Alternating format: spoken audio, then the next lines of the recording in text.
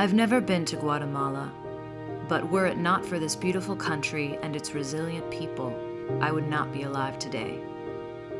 This is my father, Lou Weinstock Jr. He spent more than 2 years in Guatemala in the late 1960s, and it changed his life. At the time, the United States Peace Corps had only just begun. It was an idealistic program started in 1961 by President John F. Kennedy. The willingness of all Americans, men and women, young and old, to serve in the Peace Corps, to serve in all parts of the world, to serve at little pay, to do jobs that most of them have never done before, is one of the most encouraging manifestations of the American spirit. I hope this spirit will grow, that hundreds of others of young Americans and older Americans will go overseas to show our best side, to show how much we desire to live at peace. There can be no greater service to our country and no source of pride more real than to be a member of the Peace Corps of the United States.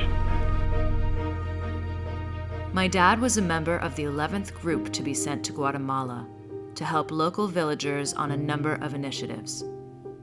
The volunteers included future lawyers, educators, city managers, businessmen, and more. Some had been interested in foreign service. Many joined as a way to avoid being sent to fight in the Vietnam War. All valued peace and wanted to help make the world just a little bit better. Since their service ended in the early 1970s, Grupo XI has become one of the most active Peace Corps groups of all time. Since I was a kid in the 1980s, we've gone to reunions with former Grupo XI volunteers, some of whom are my father's very best friends. These men and women and their families have become in many ways a part of my family.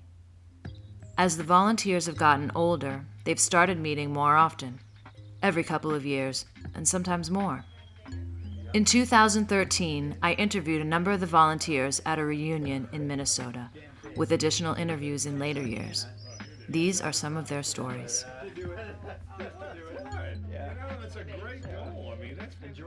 I guess I wasn't quite sure what I wanted to do immediately after law school, and I was trying to decide between the Peace Corps and I was considering VISTA. And this was sort of a domestic Peace Corps. And I know that VISTA had some positions open that were for lawyers, actually, representing poor people in communities around the country. So that was one possibility, and or the Peace Corps. And then I decided, no, Peace Corps would be better because I won't be doing that again. Whereas, the VISTA, it's going to be, I'll be doing something like that ultimately. So this would be an experience I wouldn't otherwise have. And I don't regret that decision. I think it was an excellent decision. I was a student at the University of California at Santa Barbara, and I wanted to go into the Foreign Service. And the Foreign Service then, and I think even today, is difficult to get into, competitive to get into. And I had an undergraduate degree in political science with an emphasis in Latin American affairs. And when I applied for the Foreign Service, they suggested that I do the Peace Corps as an internship. So I signed up in the Peace Corps as a precursor, expecting to go into the Foreign Service. Of course, there was war on. I didn't want to go. I was in the Army Reserves. I'd done some civil rights work in the South with the Southern Christian Leadership Conference, yes.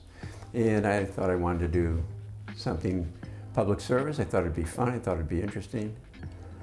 My wife thought the same thing, so we decided to apply. Well, John Allen and I were married already, and he was in law school. And in the middle of law school, because the Vietnam War was going on, he was called up to active duty. So he did his active duty, and he was going to be on reserves.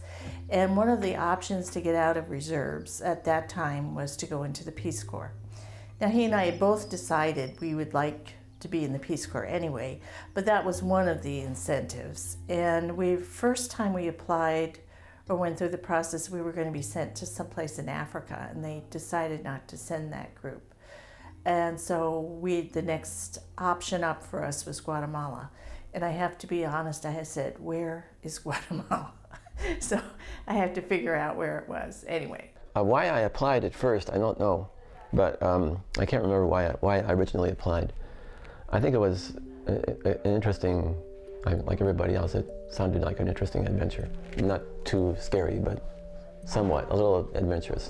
And I applied to go to Africa because that was what came up. It was Nigeria. I was supposed to go, I think. And then a friend and I went to, before that, a few months before that, drove to Mexico on a trip from California where he lived.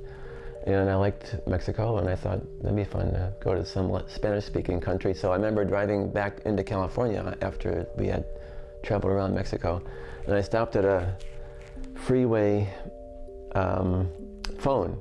pay phone in those days, of course, on the freeway, and called Peace Corps in Washington, D.C. And I said to whoever answered the phone, "Can I go to Latin America instead of where I was supposed to go?" And she said, just hold on for a little while. So I was there on the freeway, if trucks were going by. I remember it was very noisy. And she came back and said, how about Guatemala? So I said, okay. And that's how I ended up in Guatemala. It was just by chance. And after graduation, 1967, went to Philadelphia with everybody else from our group for our first indoctrination and dental work screening and etc. And then went to Puerto Rico for our training that we had, 3 months intensive Spanish, as well as accounting, bookkeeping, because we were going to be involved with the credit co-ops in Guatemala in the highlands. And another group, sector from our group, were going to be involved primarily with the agricultural co-ops. So we sort of divided into two groups there. And we had a great time in Puerto Rico. After 2 intensive months, we had a month of living with the family outside to see how we could deal with that sort of conditions and speaking just in Spanish. And then we went to Guatemala. At the end of the process, there were a couple of us who were not given clear. You had to be sworn into the Peace Corps, and there were a couple of us who weren't given clearance to be sworn in, and they didn't tell you why. But part of it, I think it has become clear to me now, because I was somebody who wasn't supposed to be in the Peace Corps. It clearly was against their policy. And actually that applies to a number of the people in this group. It was against Peace Corps policy to allow such people into the Peace Corps. And the fact that I'm gay, and that was not acceptable at that time to be in if you were gay. But of course that was not out to them, and nobody else was either. But it's pretty clear that they were looking at that. Ultimately, they took me, but we were associated with the national credit union movement, and what we were charged with doing was improving or forming credit unions to allow the campesinos the ability to borrow, to be able to buy fertilizer or whatever, which is a concept they hadn't really known, saving and borrowing. I lived in north part of Guatemala, Huehuetenango province, and in a town called San Pedro Soloma, and the job was like most of us, who we were all supposed to help the credit unions. So we had learned a little bit about accounting. I didn't know anything about that before.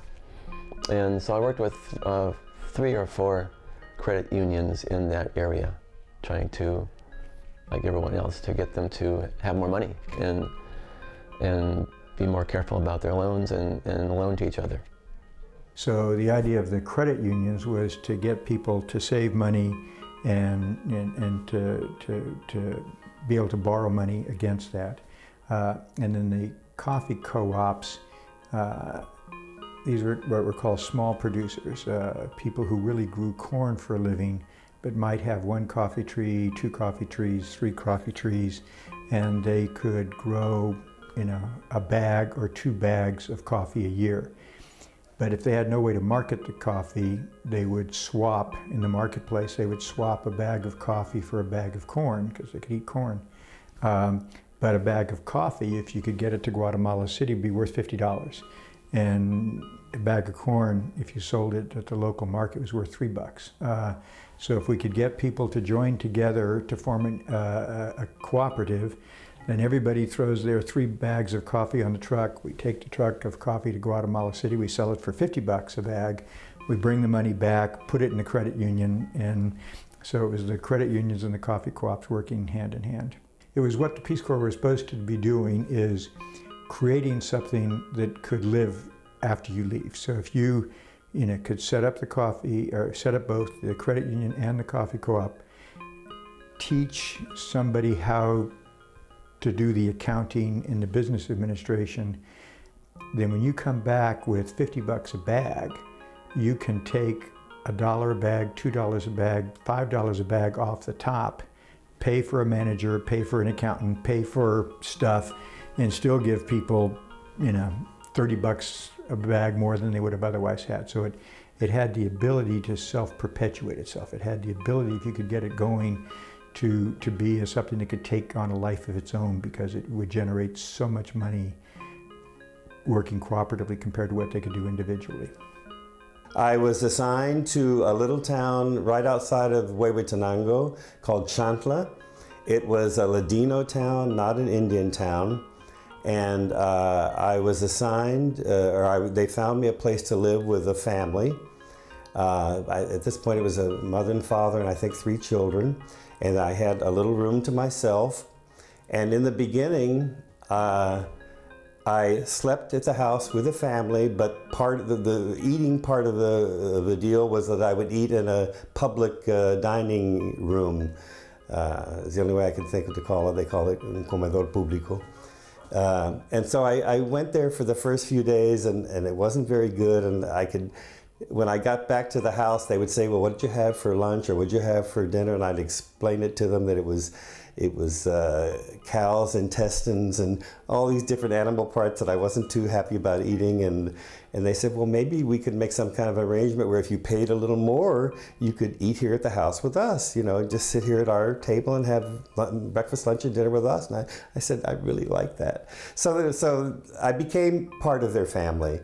And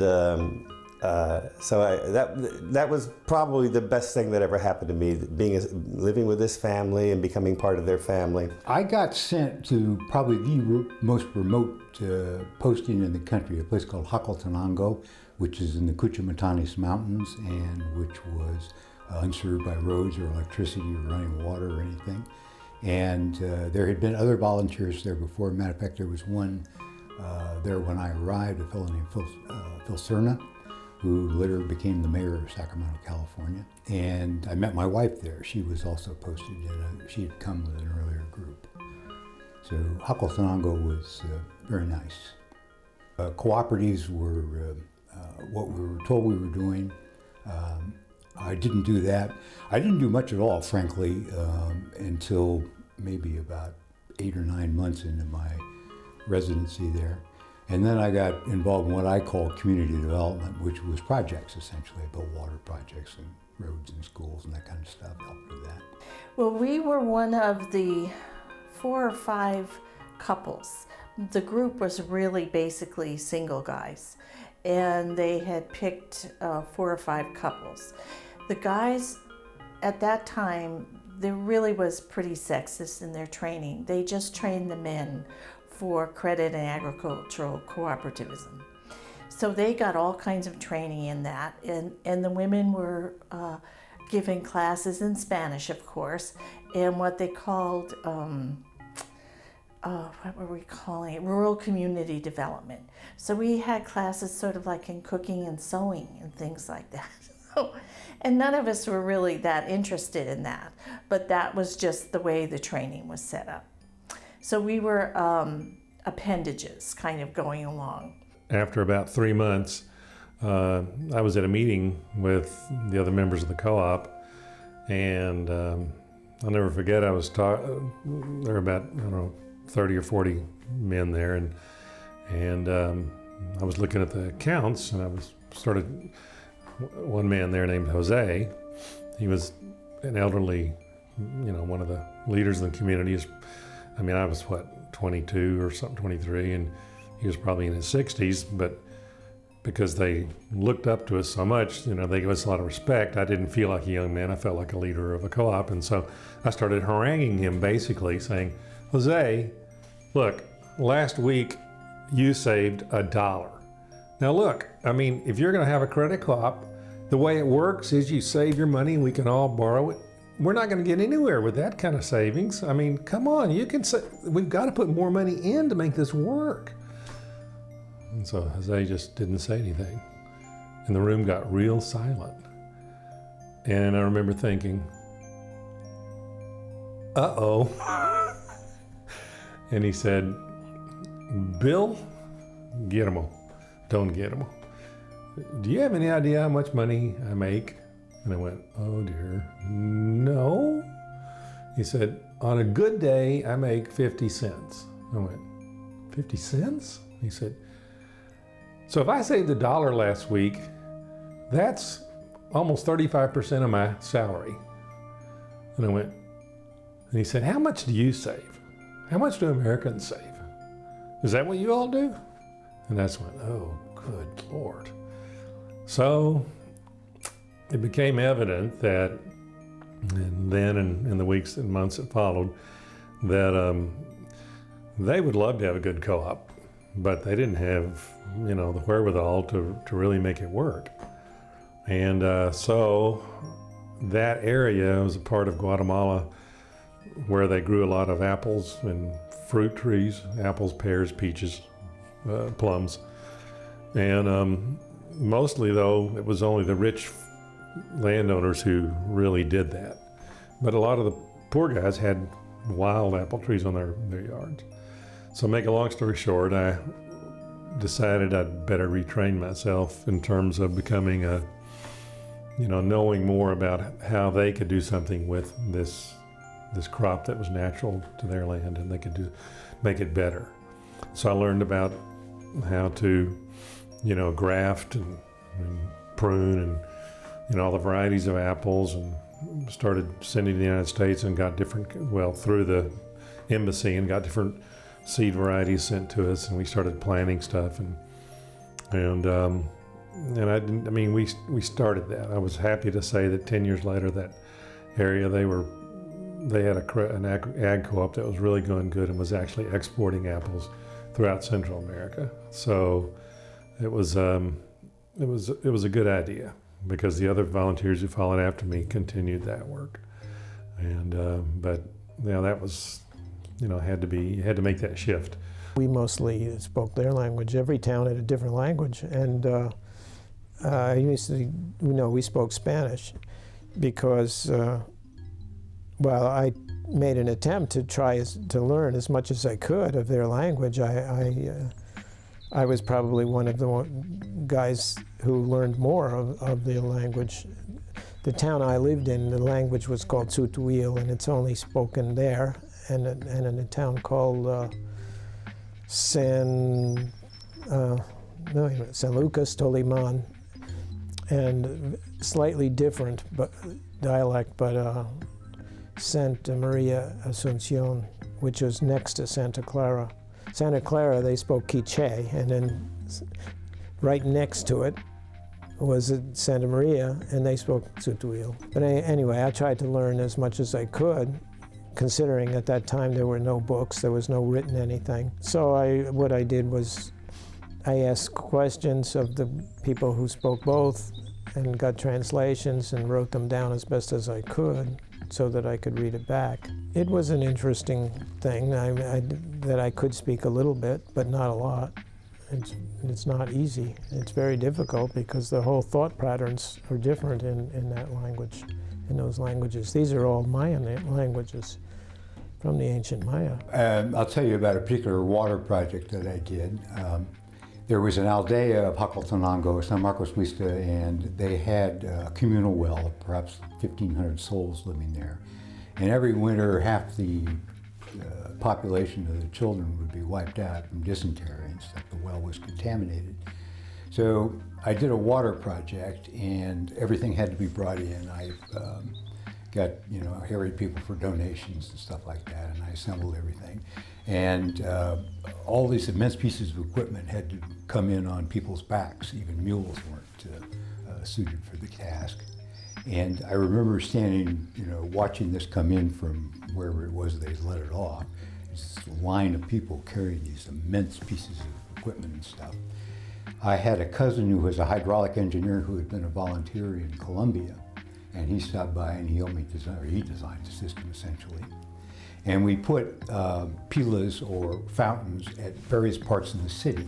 The central well had been, everyone would come to the well and do that, but I thought it'd be easier if the women only had to step outside their door to fill their jugs and stuff. So we did the project, and everyone ignored it, and they continued to come to the well. So they dynamited the well, and the well, it turns out, had been not only the source of water, but it had been the community newspaper. It was a way one person, twice a day they'd show up and they'd learn what was going on in other parts of the village. So there was a problem there. And of course the population boomed because there was nothing to thin them out as much. So everything had unintended consequences. But I was there again in the late 90s, and the water project was still functioning. They had electricity by that point, but they were still using my water project. They, branched off, but it was now in the homes and stuff, but what have you. So there's the story. I worked with a lot of really good people in the co-op. Some of them, they were very different. Some, and it varied a lot by town. Some towns were pretty, what we would call atrasado. They were behind the times. They didn't have any self-confidence. There were a couple towns I worked in like that. There were a couple of others where they had all the self-confidence in the world, and they really didn't need me, although they thought they did, but I think they were wrong. The country itself was a beautiful country. You could get around it pretty easily. There were just wonderful things to see. There was so much variety from town to town, different Indian groups, different languages, different dress, different markets. It was a fantastically great country to be in. It was totally screwed up politically, not in part at least due to our own U.S. intervention in the 50s. While we were there was a civilian government, but it served at the sufferance of the army. While we were there, the U.S. ambassador was killed, but that really had almost nothing to do with us. It was a pretty calm time in the history of Guatemala, and we were lucky enough to be there. And I looked for an additional assignment, and at that time, the one they had available was in Guatemala City with USAID, Agency for International Development. They had obtained from Peace Corps the use of a volunteer to run what they called a Special Development Fund. And this was a $50,000 fund that responded to self-help projects throughout all of Guatemala. These were the projects that would come into the ambassador, the ambassador's wife, etc. Can you help us out with a sewing machine, an outboard motor? We need a bridge, we need a water system, etc. And of course, they didn't do it. They sent it over to USAID, and they in turn send it over to the desk of the Peace Corps volunteer. And the current Peace Corps volunteer was leaving country at that time, and they were looking for replacement. So I looked into it and thought I'd really enjoy it, the travel around the country, get to know Guatemala more, and be involved in a lot of really good projects. And the year that I attended, Peace Corps is usually a 2-year program, and I had increased the fund from $50,000 to $100,000. We'd been quite successful responding, and it was always a tripartite program where you had to involve the felt needs and interest of the people themselves. It could not be a one-person project just to benefit him or his family. They would send in the proposal. We would we would have to get Guatemalan government involvement also.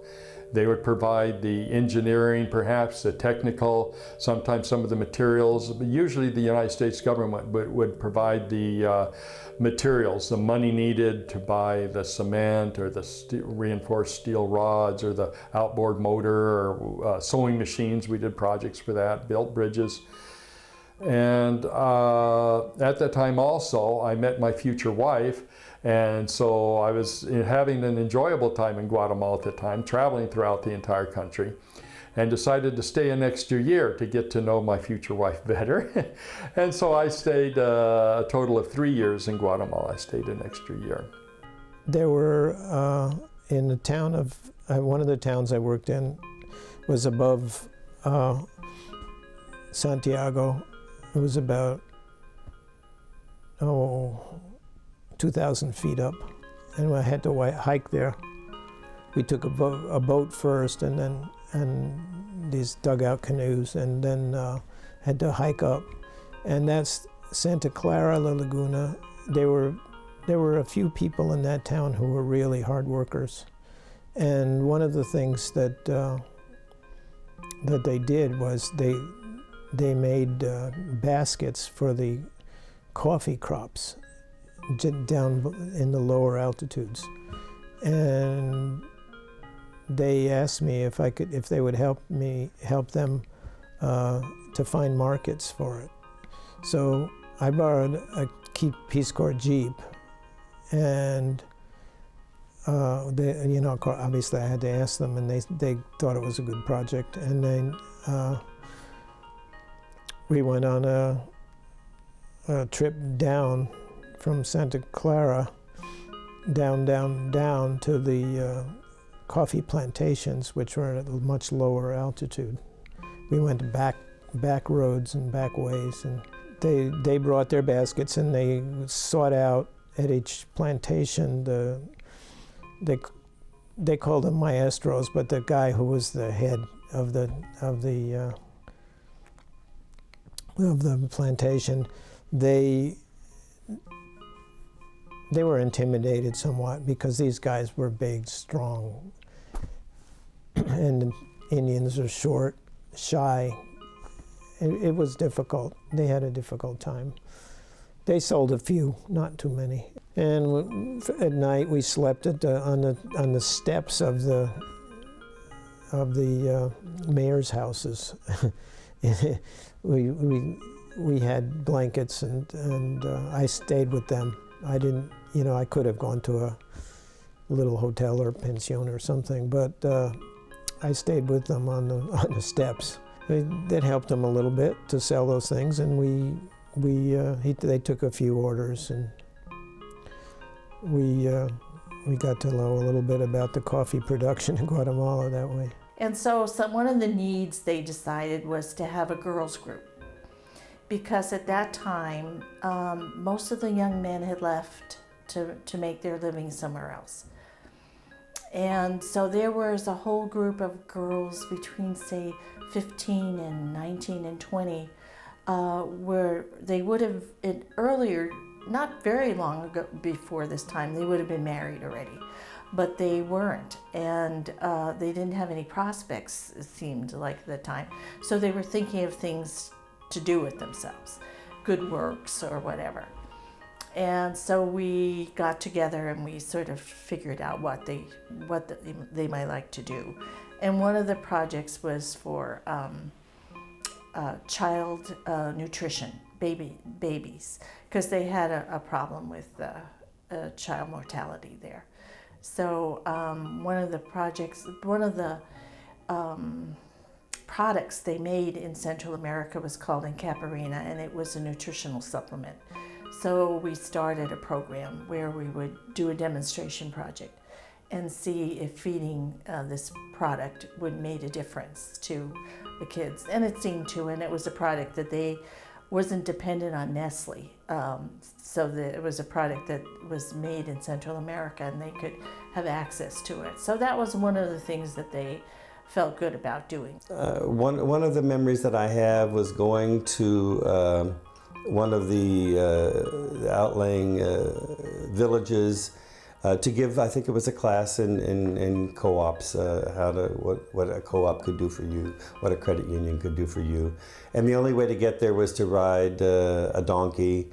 And for some reason, one of the nuns was going on this same visit to this village. I think she was probably going for another reason, but we kind of made it. There were several of us going to this village, and we were riding along with our donkeys, and we all decided to start singing. And we just started singing, and we were just so happy, and it was just such a happy day, and that we were riding together, doing something we wanted to do. We were where we wanted to be, and that memory of us riding these donkeys up the mountain to visit this village is one of those memories that simple little things that sticks with you. Yeah.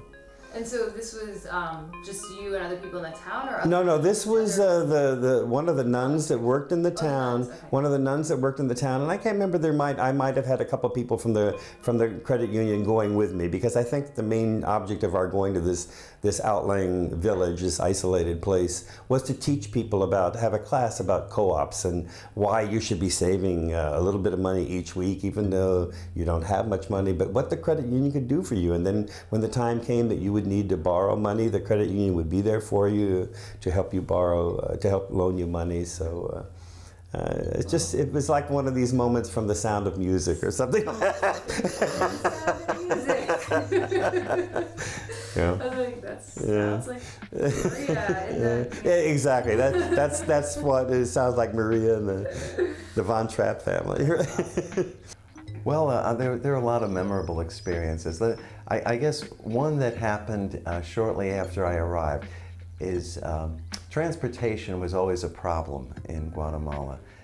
We were not permitted to have any kind of vehicle, so I had sort of decided that if I was going to visit, in addition to the co-op in my town, we were also asked to visit a couple other co-ops in neighboring towns, and they were a good distance, walking distance if you were willing to walk several hours. But I had decided that the best way to get there was on horseback.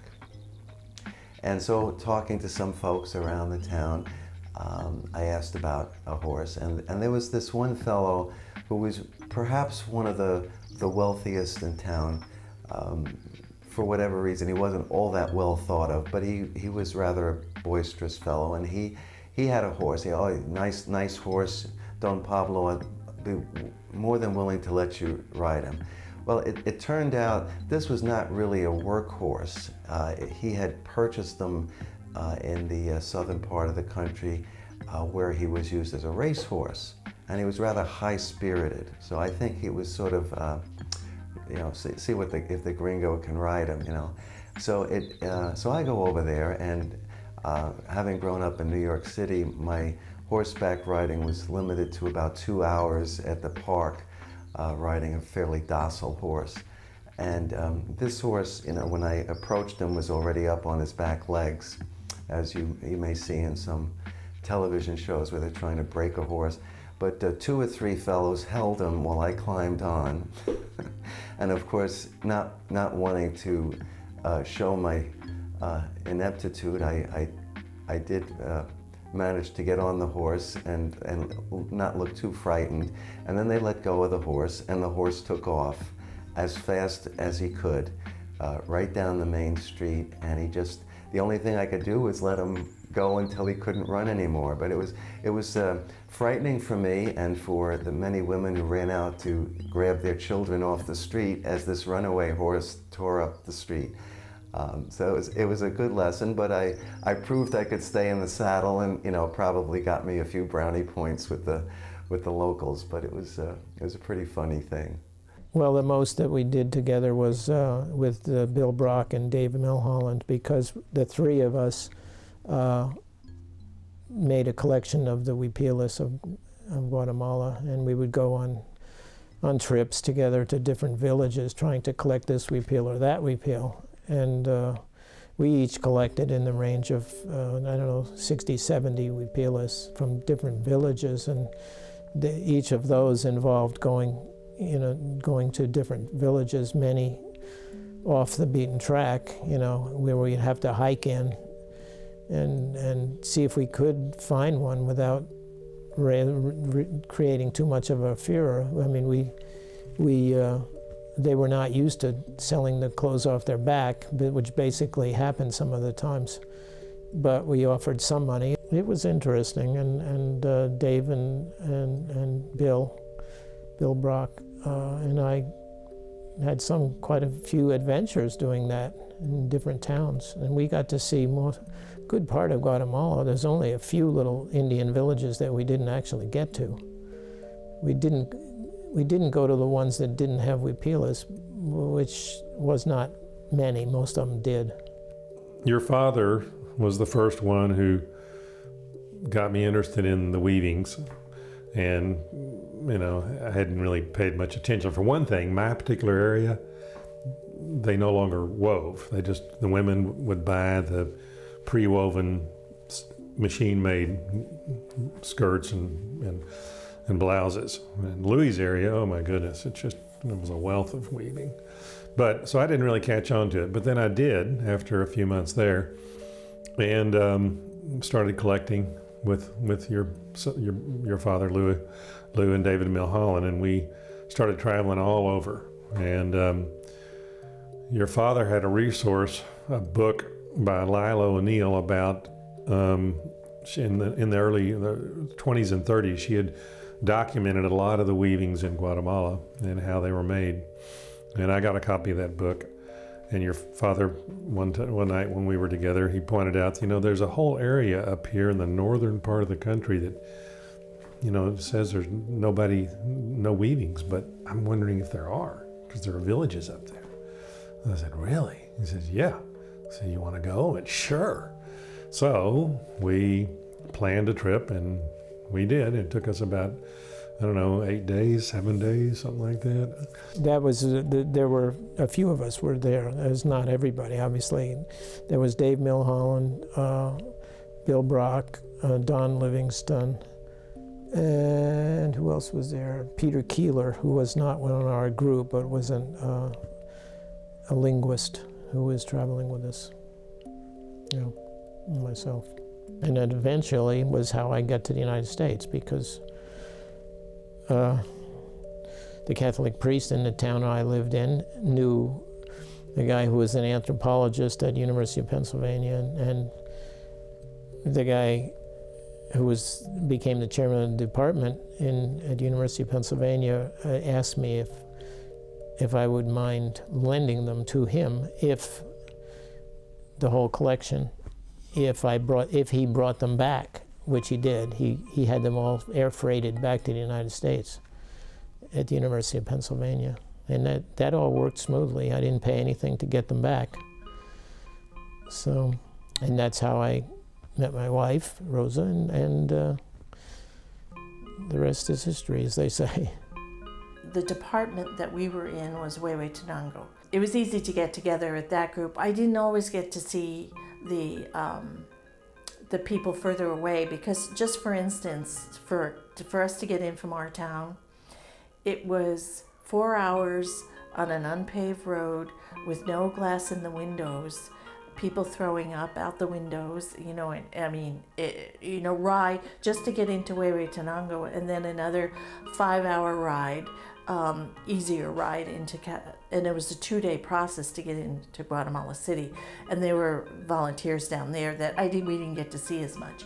So the Huehuetenango group was one that we were pretty close to and saw more often. So most of the time, the only time that I would get together with other volunteers would be when we would have these group meetings in Huehuetenango. But there were times when some of the other volunteers would have special projects going on in their town. And they would say, Mike, would you come and give me a hand with this? We're going to show a movie about such and such a topic, and I'd like for you to come with me and help me set it up and be there to answer questions if they have questions. And I was more than happy to do that.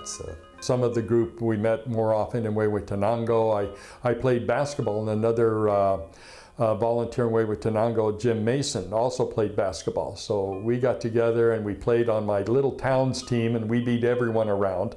And it wasn't just because of us. It was the Guatemalans who were had incredible energy. They'd play 2 soccer games during the morning, then play afternoon and evening basketball games. Because I think what I have is general memories. Okay. And they're mainly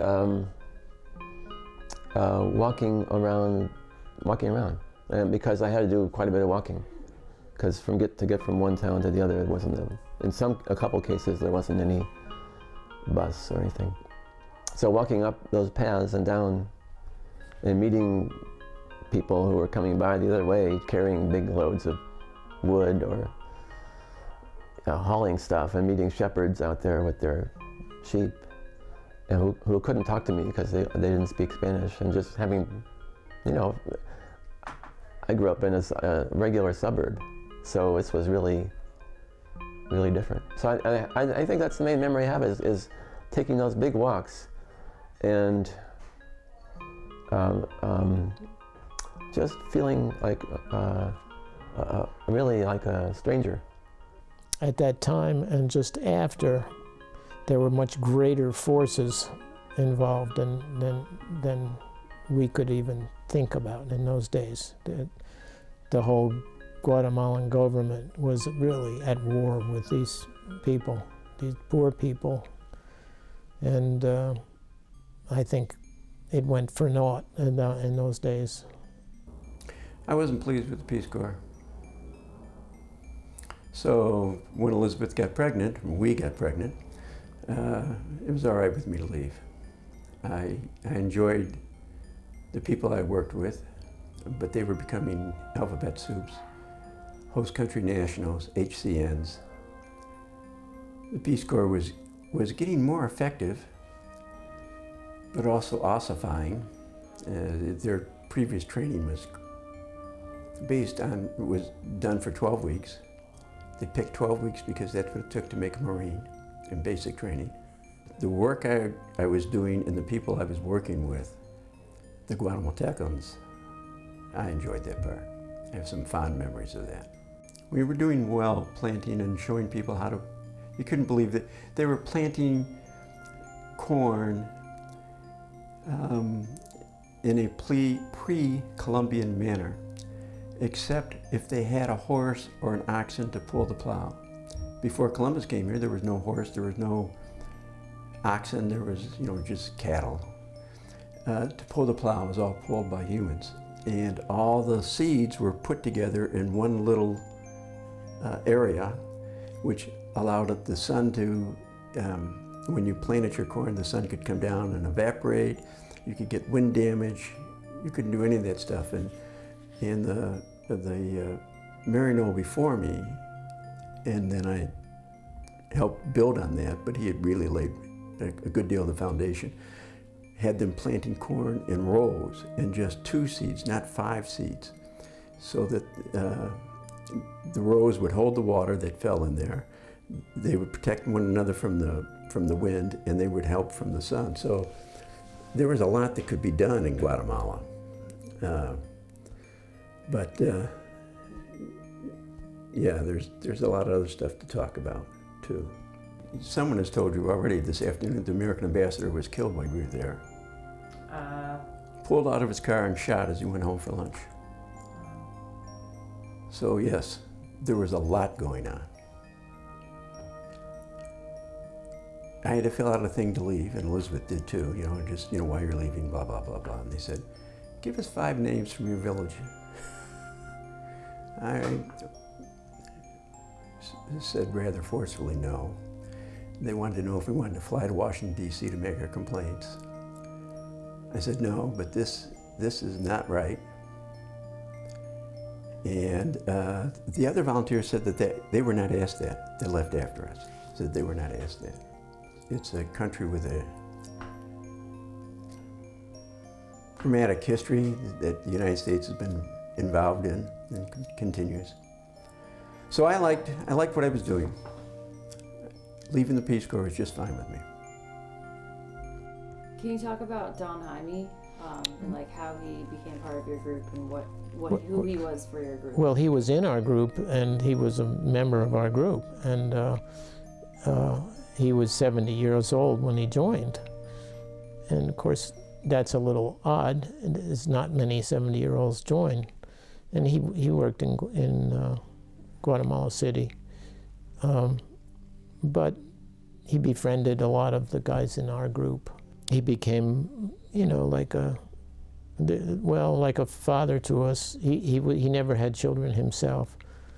And he worked as sort of I guess as a clerk, mostly, throughout his life. And he had retired, and he decided to join the Peace Corps, and they took him in, which in most cases they wouldn't. I guess he convinced them. And but he was very close to a lot of us, and he was a great guy to have around and to be inspired by. He was forever young, as they say.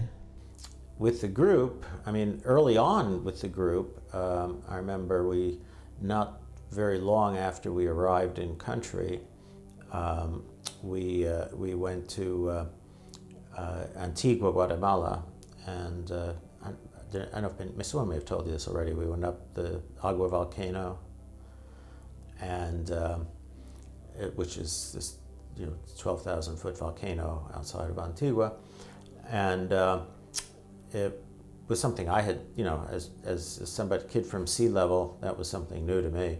I'd never had any experience at that height.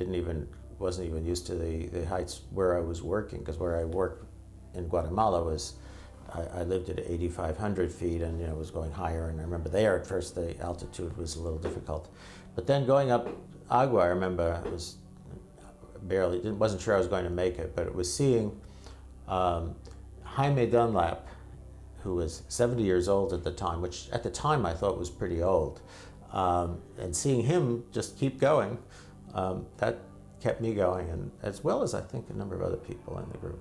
So, I think when you share an experience like that, the friendships that you have, become more meaningful. When you're younger, I think it's more intense. So you have these really close feelings for some people, and you get older, it's maybe you lose some intensity, but I think you gain in complexity. So, And when we went back home, we all went to different parts of the country, had pursued different things. There were a number of folks in our group that were attorneys, probably a disproportionate percentage for whatever reason. I don't know, 7 or so, I don't know exactly. And I had come right from college, and I wasn't sure what I was going to do. But when I got back, I did apply to law school as a result of, probably talking to these folks. And so everyone went home and did something else. Yeah, it was a great experience. I mean, I considered a transformative state in my life. I lived a very Southern California life, went to a private school, went to the University of California, wanted to go into the Foreign Service, and did it for that reason. And I loved every minute of it, but decided that I didn't want to spend the rest of my life overseas. As much as I enjoyed it, it was a big time of social change in the United States in 68, 69, 70. So you felt if you were a person of social conscience, you needed to come back and apply that, at home, with all the problems we had at home. So it was a really broadening experience. I think all the things that you learn in college and all the stuff, it's really different to get out and live in a very different culture and live in the homes, in the villages, and in the lives of a totally different culture. So it's a very enriching experience.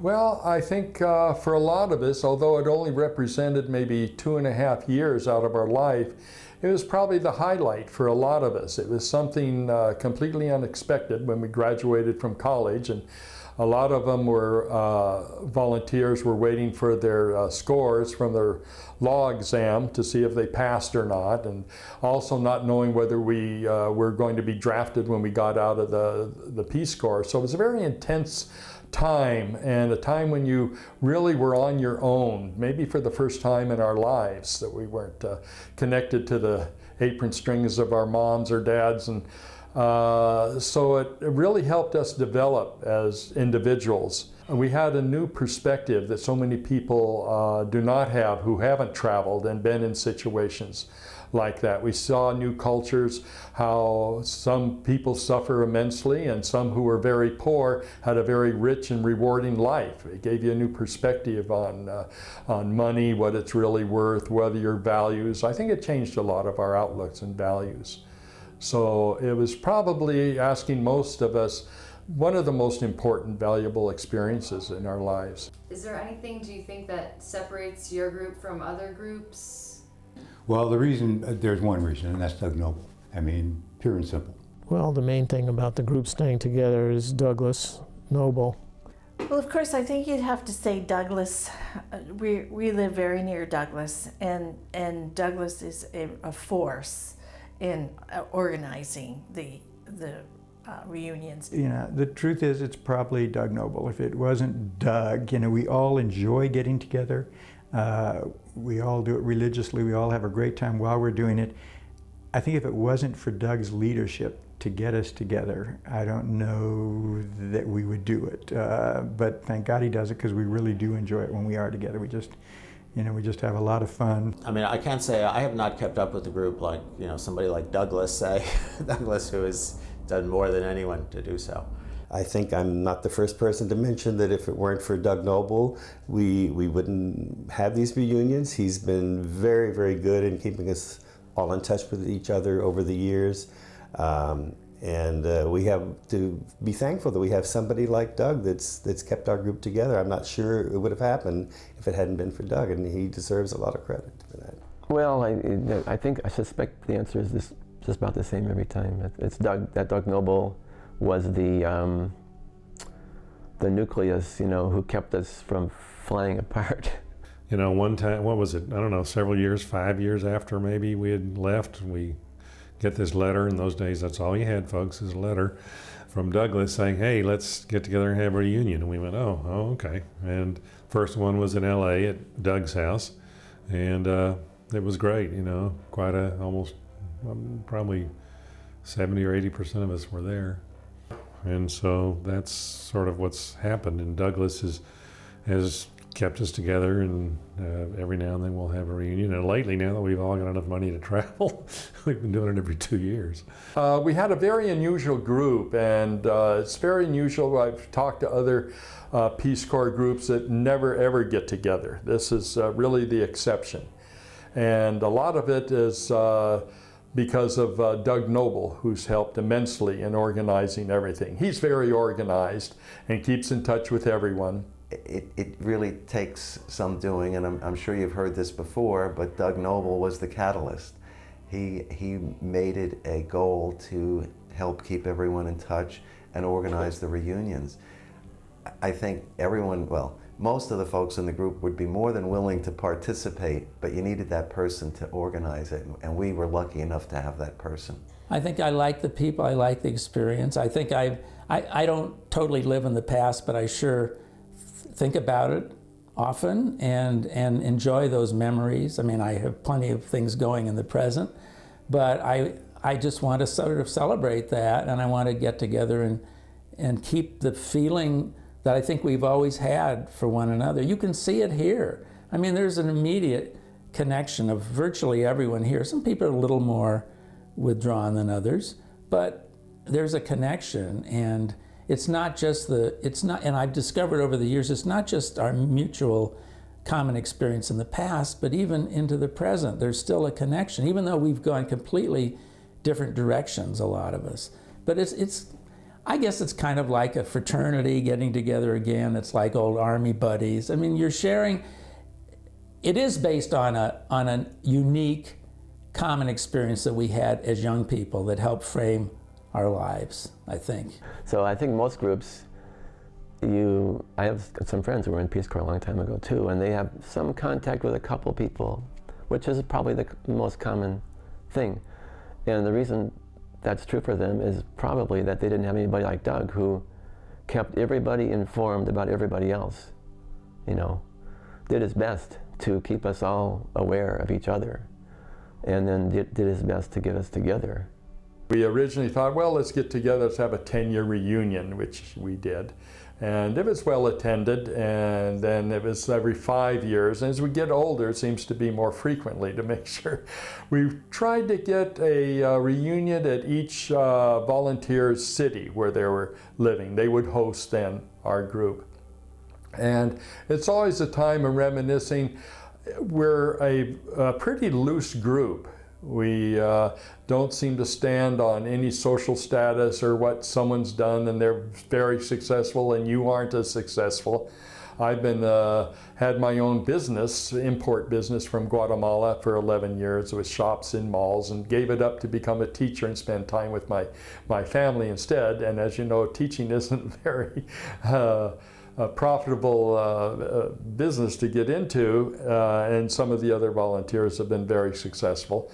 But there's no feeling that one is ever any better than the other. We're all on a same footing. It's one of the interesting things. I mean, I think about it when I look back on it, and I think, my God, you know, I've become very close friends with guys from every state of the Union, you know, every religion, every side of the political spectrum.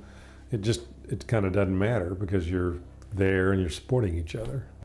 I mean, other volunteers could understand some of the sad things and some of the, I don't mean sad for me personally, but some of the sad things to witness, and the poverty and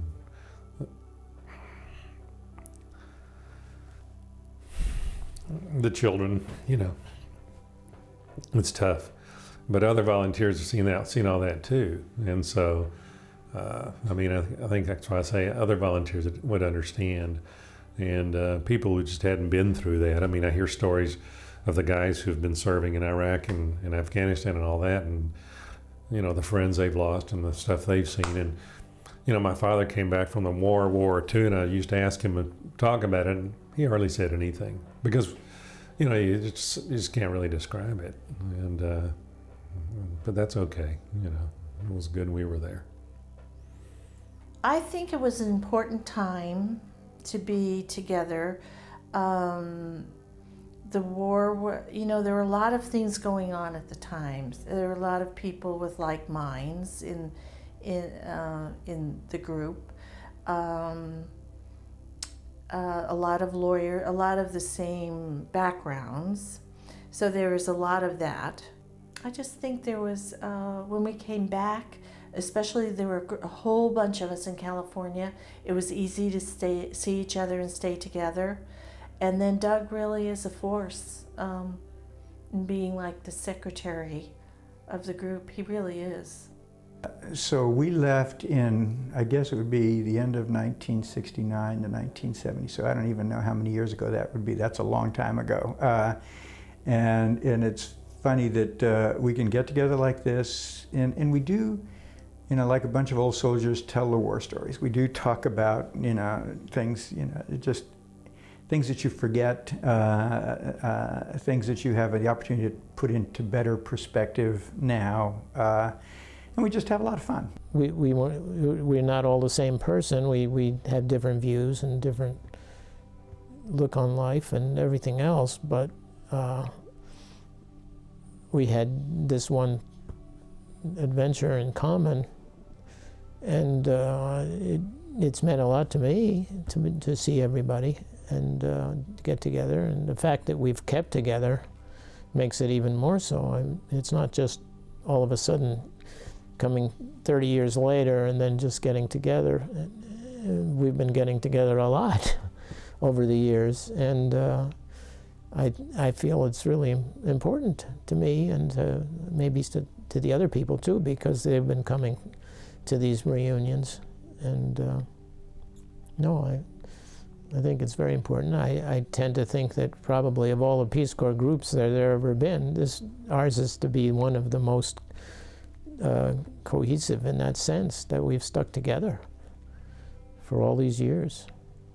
As we've done this more and more, and as we're getting older, and most of our kids, not mine, but most of people who have kids have grown up, people are more free to do things. A lot of the groups retired. We're now doing these every 2 years, and people seem quite happy and comfortable with that. For a while, I thought, am I just kind of trying to pull these people together in something that's artificial? But I don't think so. I think over the years, we've shown that there's a real bond here. And I love it. I mean, I would say, I have a lot of good friends from different parts of my life, but I think my friends from the Peace Corps are probably the best friends I've had. I have become very close with, I'm single, I've become very close with some of the wives of some of the other volunteers. I'm always marvel at how they're willing to come to these reunions, because after all, they didn't participate in all these memories that we have, but they've become so much a part of our Peace Corps family that I think they genuinely are comfortable now in coming. I think we all go out of our way to try to include them in our conversations and explain to them what we're talking about if they don't quite pick up on what we're talking about. So I like this chance for interpersonal exchange of memories that these reunions afford us. We had a reunion 2 years ago in Austin, Texas, and it was apparent at that reunion that Peter was quite ill, and that your father also had just fairly recently been diagnosed. And I think there was kind of an unspoken feeling that maybe we shouldn't wait 2 years to have another reunion. And I don't know if I should say this, but I think I had contact with both Rosa and Catherine, and we all sort of, there was a feeling that it would be good to have a reunion in between. And it just so happened that the very weekend we had the reunion, which was out in the house that Peter and his wife and I partly own up in Northern California, that very week Peter had been sent home from the hospital with hospice. And I mean, the irony of that. So the nice thing was that there were at least a few people from the group, including your parents, who were able to go see him 2 days before he died. And we didn't know he was going to die that soon, but we knew he was going to die. And so, yeah, that was pretty special. And I hope it was for him. I think it was, yeah. Over the years, I think whatever separated us, for whatever reason, because we were isolated in our different towns or for whatever reason, I think that's all behind us. And I think we've all become, I feel like I've become very much more a part of the Peace Corps group as the years have gone by. And I think the others as well. I feel very comfortable with the other members of the group, and I think we've all come to appreciate each other for who we are. I may be the only one in the group who's had children who go in the Peace Corps. We have 5 children, and 2 of them have gone in the Peace Corps since. And I think I'm the only one who's had that experience. And the 2 that went in went with us to our Peace Corps reunion in Guatemala when we had that. And you know, they were relatively young at the time. And you might have thought that experiencing, you know, traveling around and seeing the smells of the marketplace and the poverty of the country, that might have turned them off on the concept of going to live in that kind of environment. But you know, it had just the opposite effect. I really think it motivated them to want to do something like that. And I'm really proud of the fact that they thought well enough of the Peace Corps to follow in my footsteps. We had our wedding in Guatemala, in Cathedral in Guatemala City. And my parents came down and my brother, and it was, I was very close with my wife's family. We usually have 1 or 2 trips a year going back to Guatemala. And I have a boy and a girl, and they both speak, read, and write Spanish fluently. So it's helped them in their businesses. Well, both my wife and I always attend the reunions. She enjoys getting together. She's known a lot of them. Some from Peace Corps when they were in Huehuetenango. Mike McLeod was in a small town 20 minutes away from where her parents live in Huehuetenango. There were several in the group that she knew, and of course now she knows everyone and feels quite close to everyone. And she gets to speak Spanish with them also and reminisce about the times in Guatemala. I do a lot of work with younger people graduating from college. Oh, what am I going to do with my life and stuff? And I always encourage people, don't start in kindergarten and go all the way to law school. Find some time, particularly after your undergraduate work, and go off and live life for a while. Do some things. Do the Peace Corps, do VISTA, go into the military, travel, do things. And then decide what's important to you and how do you mesh what you really love in life with how you're going to make a living. And so I think the Peace Corps is a great experience for anybody. I just like to say generally though, the Peace Corps was one of the best things I ever did, if not the best thing. But the Peace Corps, I think, of all the things I did, and however I got there, whether it was venal motives of avoiding Vietnam or true altruism, whatever it was, it turned out to be great. And I think it's kind of framed my life. And my email address is RPCV, Return Peace Corps Volunteer, at the end of my initials. So I tell people what that means. And if I'm talking to someone that I don't know, I would much sooner tell them I was in the Peace Corps than that I was a lawyer for 31 years. So that tells you something.